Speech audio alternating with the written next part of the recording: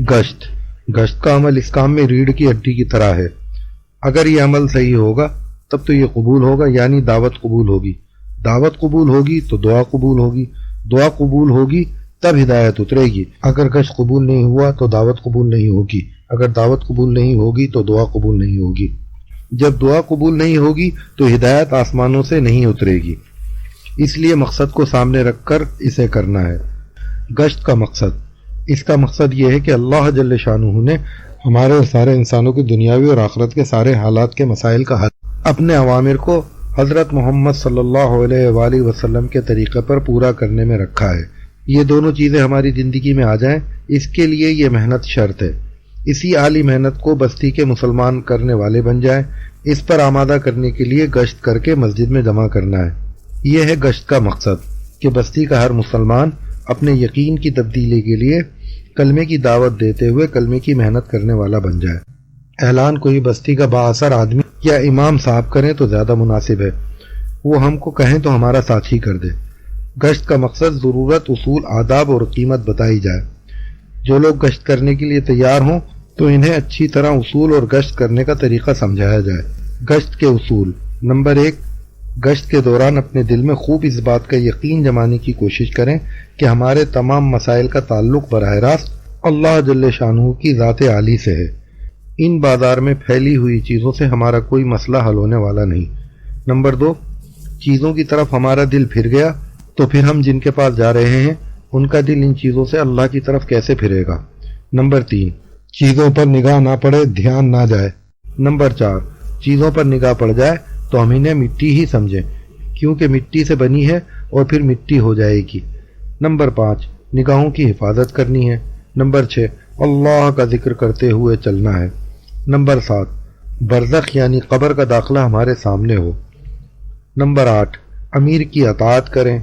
Number 9، واپسی میں استغفار کرتے ہوئے آنا ہے۔ نمبر 10، اس طرح ان اصولوں کو مذاکرے کے بعد گشت کرنے کے آداب سمجھائیں۔ گشت کے آداب: نمبر 1، مل جل کر چلنا ہے۔ نمبر 2، ایک ہی آدمی بات کرے۔ نمبر 3، گشت کرنے 8-10 آدمی جائیں۔ نمبر 4، مسجد کے قریب مکانوں پر گشت کریں، مکان نہ ہو تو بازار میں کر لیں۔ نمبر 5، جماعت میں زیادہ آدمی ایسے جائیں جو گشت میں اصولوں کی پابندی کر لیں۔ نمبر 6، نئے آدمی زیادہ تیار ہو جائیں تو ان کو سمجھا بجھا کر مسجد میں روک دیں، 3-4 آدمی چاہیں تو ساتھ لے لیں۔ نمبر 7، جس سے ملاقات کریں اس سے یہ کہیں کہ بھائی ہم مسلمان ہیں، ہم نے تو کلمہ لا الہ الا اللہ محمد الرسول اللہ کا اقرار کیا ہے، ہمارا یقین ہے کہ اللہ پالنے والے ہیں، نفع نقصان، عزت ذلت اللہ کے ہاتھ میں ہے۔ اگر ہم اللہ کے حکم پر اور حضور پاک صلی اللہ علیہ وآلہ وسلم کے طریقے پر زندگی گزاریں گے تو اللہ راضی ہو کر ہماری زندگی بنا دیں گے۔ سب کی زندگی اللہ پاک کے حکم کے مطابق حضور پاک صلی اللہ علیہ وآلہ وسلم کے طریقے پر آ جائے، اس کے لیے بھائی مسجد میں کچھ فکر کی بات ہو رہی ہے۔ نمبر 6، کامیاب ہے وہ بات کرنے والا جو مختصر بات کر کے آدمی کو نقد مسجد میں بھیج دے۔ نمبر 7، جو لوگ نماز ادا کر چکے ہوں تو انہیں بھی مسجد میں بھیج دیں۔ نمبر 8، ضرورت ہو تو اگلی نماز کو مسجد میں جانے کا عنوان بنا لیں۔ اب 4 جماعتیں بنائی جائیں۔ اس طرح کام سمجھانے کے بعد ایک جماعت دعا مانگ کر گشت کے لیے بستی میں چلی جائے۔ مسجد میں 1 یا 2 ساتھی اللہ جل شانہ کی طرف متوجہ ہو کر دعا و ذکر میں مشغول رہیں۔ 1 یا 2 ساتھی مسجد میں آنے والوں کا استقبال کریں، ضرورت ہو تو وضو کرا کر نماز ادا کرا دیں۔ ایک ساتھی زندگی کا مقصد سمجھانے میں سب کو نماز تک مشغول رکھے۔ اس کام میں اگر اپنے آپ کو اصول سیکھنے کا محتاج نہ سمجھا گیا اور اگر اصولوں کے مطابق کام نہ ہوا تو سخت فتنوں کا خطرہ ہے۔ پون گھنٹے گشت ہو، نماز سے 7-8 منٹ پہلے گشت کر کے مسجد میں آ جائیں، تکبیر اولیٰ کے ساتھ نماز میں شریک ہوں۔ جس ساتھی کے بارے میں مشورہ ہو جائے وہ مجمع کو سمجھائے کہ اللہ پاک کی ذات عالی سے تعلق قائم ہوا تو دنیا اور آخرت میں کیا ہوگا، اور اگر اللہ پاک کی ذات عالی سے تعلق قائم نہ ہوا تو دنیا اور آخرت میں کیا نقصان ہوگا، جیسے اس میں 6 نمبر کا مذاکرہ کیا ہے۔ اس طرز پر نمبر کا مقصد، اس کا نفع، اس کی قیمت اور اس کے حاصل کرنے کا طریقہ بتایا جائے۔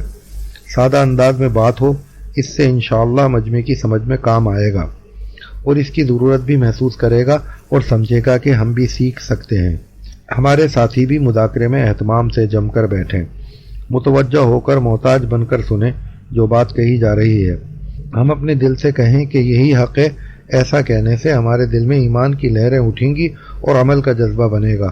3 چلوں کی بات جم کر رکھی جائے، نقد نام لکھے جائیں، اس کے بعد چلوں کے لیے وقت لکھا جائے اور پھر جس وقت کے لیے تیار ہو قبول کر لیا جائے۔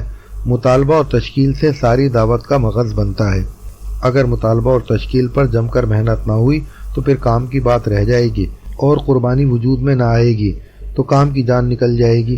دعوت دینے والا تشکیل کرے، ایک آدمی کھڑے ہو کر نام لکھے، نام لکھنے والا مستقل تقریر شروع نہ کر دے، 1-2 جملے ترغیب کہہ سکتا ہے، پھر آپس میں ایک دوسرے کو آمادہ کرنے کو کہا جائے، فکر کے ساتھ اپنے قریب بیٹھنے والوں کو تیار کیا جائے، عذر کا دلجوئی اور ترغیب کے ساتھ حل بتایا جائے، انبیاء علیہم صلاۃ والسلام اور صحابہ کرام رضوان اللہ تعالی اجمعین کی قصوں کی طرف اشارہ کریں اور پھر آمادہ کریں۔ آخر میں مقامی 5 کام کرنے کے لیے مسجد وار جماعت بنائی جائے اور ان سے مقامی کام شروع کرایا جائے۔ مذاکرے میں انبیاء علیہم صلاۃ والسلام، صحابہ کرام رضوان اللہ تعالی اجمعین کے ساتھ اللہ پاک نے جو مدد فرمائی ہے وہ بیان کیا جائے۔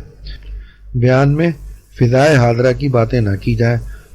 امت میں جو ایمانی، اعمالی، اخلاقی کمزوریاں آ چکی ہیں ان کے تذکرے کرنے سے بہتر ہے کہ اصل خوبیوں کی طرف، یعنی جو بات پیدا ہونی چاہیے اس کی طرف متوجہ کیا جائے۔ اصل کام کی شکلیں دعوت، گشت، تعلیم، تشکیل وغیرہ ہے۔ مشورے کی ضرورت ہو تو مناسب ساتھیوں کو الگ کر کے مشورہ کر لیا جائے۔ ایسا نہ ہو مشورہ کرنے والوں کا کسی موقع پر عمومی اعمال سے جوڑ نہ رہے۔ یہ کام بہت نازک ہے۔ حضور اکرم صلی اللہ علیہ وآلہ وسلم نے ایک محنت فرمائی، اس محنت سے سارے انسانوں کی ساری زندگی کے کھانے کمانے، بیاہ شادی، میل ملاقات، عبادات، معاملات وغیرہ کے طریقے میں مکمل تبدیلیاں آئیں۔ تو آپ صلی اللہ علیہ وآلہ وسلم نے خود اس محنت کے طریقے بتلائے ہوں گے۔ ہمیں بھی یہ کام کرنا نہیں آتا اور ابھی حقیقی کام شروع بھی نہیں ہوا ہے۔ کام اس دن شروع ہوگا جب ایمان و یقین، اللہ کی محبت، اللہ کے دھیان، آخرت کی فکر، اللہ کے خوف و تقوی سے بھرے ہوئے لوگ حضور اکرم صلی اللہ علیہ وآلہ وسلم کے عالی اخلاق سے مزین ہو کر، اللہ کی رضا کے جذبے سے معمور ہو کر اللہ کی راہ میں جان دینے کے شوق سے پھریں گے۔ ابھی جو ہم کو کام کی برکتیں نظر آ رہی ہیں وہ کام شروع ہونے سے پہلے کی برکتیں ہیں، جیسے حضور اکرم صلی اللہ علیہ وآلہ وسلم کی ولادت سے ہی برکتوں کا ظہور شروع ہوا تھا، لیکن اصل کام اور اصل برکتیں 40 سال بعد شروع ہوئی تھی۔ ابھی تو اس کے لیے محنت ہو رہی ہے کہ کام کرنے والے تیار ہو جائیں۔ اللہ پاک کام ان سے لے گا اور ہدایت پھیلانے کا ذریعہ ان کو بنائے گا جن کی اپنی زندگی دعوت کے مطابق بدلے گی۔ جن کی زندگیوں میں تبدیلی نہ آئے گی اللہ پاک ان سے دعوت کا کام نہ لیں گے۔ یہ نبیوں والا کام ہے۔ اس کام میں اگر اپنے آپ کو اصول سیکھنے کا محتاج نہ سمجھا گیا اور اصولوں کے مطابق کام نہ ہوا تو سخت فتنوں کا خطرہ ہے۔ حضور اکرم صلی اللہ علیہ وآلہ وسلم نے جب باہر ملک میں کام شروع کرنے کا ارادہ بنایا تو پہلے تمام صحابہ کو 3 دن تک ترغیب دی اور پھر فرمایا کہ جس طرز پر یہاں کام ہوا ہے بالکل اسی طرز پر باہر جا کر بھی کام کرنا ہے۔ اس کام کی نوعیت یہی ہے۔ مقام، زبان، معاشرت، موسم وغیرہ کے اعتبار سے اس کام کے اصول نہیں بدلتے۔ اس کام کی نہج اور اصولوں کو سیکھنے اور ان پر قائم رہنے کے لیے اس فضا میں آنا اور بار بار بنگلے والی مسجد دہلی آتے رہنا انتہائی ضروری ہے۔ اس عظیم المرتبت دائی اور رفیع المنزلت مجاہد سے، اس کی معرفت بھری تقریروں سے اور اس سے آگاہی اور بیت اللہ کے دروازے پر رو رو کر اس کے دعا کرنے کی برکت اور رحمت سے محروم ہو گئے۔ یقیناً آج مولانا محمد یوسف صاحب رحمۃ اللہ علیہ کی والدہ ماجدہ مستحق ہیں کہ ملت کے کروڑوں افراد ان سے اظہار ہمدردی کریں کہ اس پیرانہ سالی میں انہیں یہ عظیم صدمہ کرنا پڑا۔ آج حضرت شیخ الحدیث مولانا زکریا صاحب رحمۃ اللہ علیہ لائق تعزیت ہیں کہ ان کا قابل فخر داماد اس دنیا سے رخصت ہو گیا اور آپ کو ضعیفی کے عالم میں ان کی جدائی کا زخم سہنا پڑا۔ آج مولانا محمد ہارون صاحب رحمۃ اللہ علیہ بلا شبہ مستحق ہیں کہ ان کے بلند مرتبہ باپ کی رحلت پر ان سے تعزیت کی جائے، لیکن حق یہ بھی ہے کہ آج ہر وہ شخص ان تینوں شخصیتوں کی طرح تعزیت کا مستحق ہے۔ جس نے محروم کو پہچانا، ان سے محض اللہ کے لیے لگاؤ پیدا ہوا، اور اس دور زوال میں اس نے مرحوم و مغفور مولانا محمد یوسف صاحب رحمۃ اللہ علیہ کو اسلام کی خدمت کے لیے قابل اعتماد پایا۔ مولانا کی رحلت اگرچہ صدمہ ہے تو سب مسلمانوں کے لیے، اگر نقصان ہے تو پوری امت کا۔ جزاکم اللہ احسن الجزا۔